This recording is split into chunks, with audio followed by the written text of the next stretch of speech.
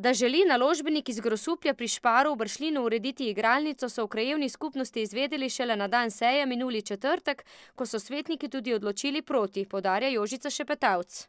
Že zdaj imamo velike težave na tem področju, ker so vikendi 3 lokali, ki so odprti pozno noč oziroma proti jutranjim uram. Praktično vso noč pa obratuje okrepčevalnica s hitro hrano, dodaja Šepetavčeva.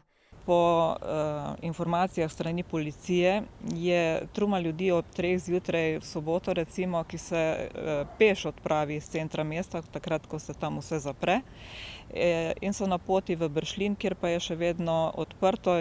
In tam se potem nadaljuje zabava, dodaja. Občuti jo tudi Ljudmila Jurič, ki živi v bloku poleg Špara.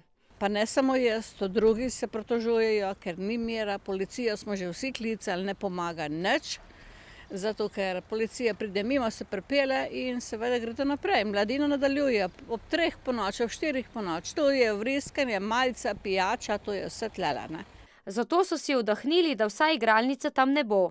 Šepetavčeva pričakuje, da bo občina vzela pod drobnogled delovnika lokalov.